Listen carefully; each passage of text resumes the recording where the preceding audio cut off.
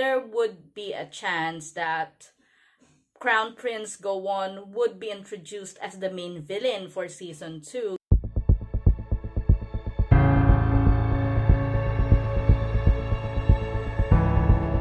Hi K-drama lovers! Alchemy of Souls season 1 just ended, and some viewers actually hate the writers, the Hong sisters, as much as they hate Jinmoo because of the events that transpired. Here's my review of episode 20 as well as my reaction to the ending. Before I start, let me warn you first that this video will have a lot of spoilers, so better stop now if you haven't watched the whole season 1 up to episode 20. So, episode 20 started rather lightheartedly with the preparations for Danggu and Choyeon's wedding. So I was really confident that season 1 would end with a big wedding scene and that there would be a chance that Crown Prince Gowon would be introduced as the main villain for season 2 given what happened in episode 19 between him and Jinmoo. Park Jin and maidservant Kim finally admits their feelings for each other with the illusion of the seeds and everything. So it's really romantic and satisfying.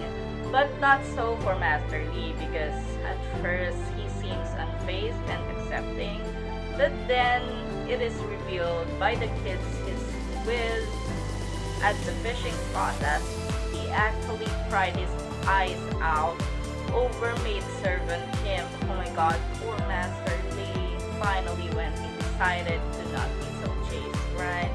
Jang-uk is determined to marry Moodok and he even introduces her to maidservant Kim as his future bride, and the two women actually end up getting drunk and it's so funny, and he and Moodok actually get into a banter when they were looking for the rings, and I think it's really funny.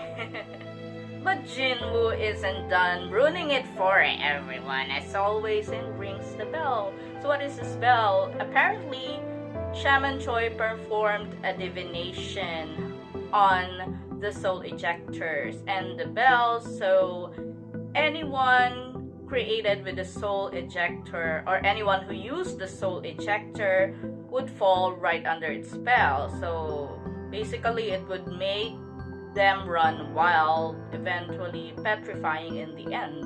So Jinmoo actually confirms his suspicion that it is indeed Naksu in Moodok's body and uses the bell on her. And that is what I think is one of the plot holes of episode 20 because it seems like it was added at the last minute. Because, you know, Uyeon, who actually owns the body of Moodok, is so powerful. Like, she was even able to stop the alchemy of soul between Jang-uk and the minion of Jinmoo. But now, she's awfully quiet, but she's still there. So, I don't know if it was because the Eye Stone is in Jang-uk's body, but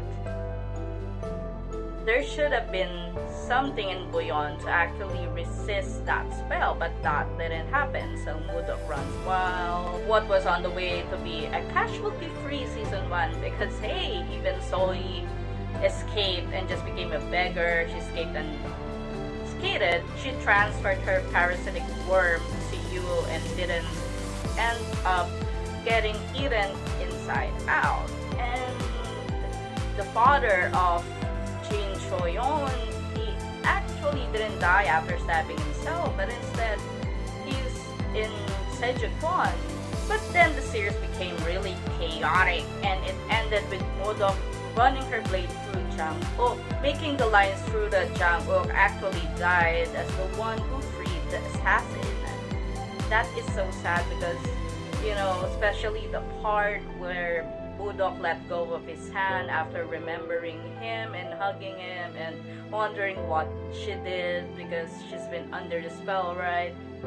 Then, you know, she runs off to actually just fight off everyone. So for a second there, during the part where Mudok faces off against Dangu and Choyon, I was actually shocked. And speaking of shock, I think the people around Mudok should have been more shocked because, hey, she's actually quite popular with people. So I was looking for that. I think it lacked in that aspect, and I was afraid that, Dangu and Choyon would die, but it's great, they didn't die. So by the time Jangu's lifeless hand fell on the grass, I thought that was like gonna be the end of the show when they burn Janguk, and it's gonna be a tragedy like the other Hong sisters dramas, Wayugi or A Korean Odyssey and Hotel Lulu. However, Janguk proves that the Ice Stone is really inside him after many people speculating that, as well as Master Lee and Jinmu and Crown Prince Gowon, and he rises like a phoenix from the fire. Just like what happened to Daenerys Targaryen. If you watched Game of Thrones, it's that badass. It's just moving. That's it. That's how the season ended, and it was interspersed with a scene of Mudok actually sinking after she jumps into the lake upon the command of Jinmu. And she petrified, but then two women saves her, and like the people theorizing that that's Lady Jin and her daughter, I agree with them, because for me it's logical, because Lady Jin actually wants to check if she's indeed her missing eldest daughter. Aside from the plot hole of the bells, I think the Hong sisters really ended season 1 well, and it set up season 2 really nicely. It left the audience members like me begging for more. I really hope Crown Prince Gowon doesn't really go the dark path, even though there are hints, and also even though Jo Jae-yoon, the guy playing Jinmu, is one of my favorite Korean supporting actors. I really liked him in Good Detective, in Sky Castle, in Save Me, in Mouse. But for this one, I think they need to write off his character early on in season 2, since there isn't much character development to him. So that's it. I hope they show the possibility of another country trying to wage war against Daeho, which is a country where the Alchemy of Souls is set in, to actually gain control of the Ice Stone, or to even possibly capture the assassin Naxu, because I hope the series will continue even up to season 5 like Stranger Things. It has that kind of potential. I know there's a story behind many of the cast members changing hairstyles in season 2, and I hope that will be revealed as well. I do hope that Buyeon and Naxu get to live as separate entities, even though I love the performance of Jung So-min as Mudok / Buyeon. I really think that is the more logical path.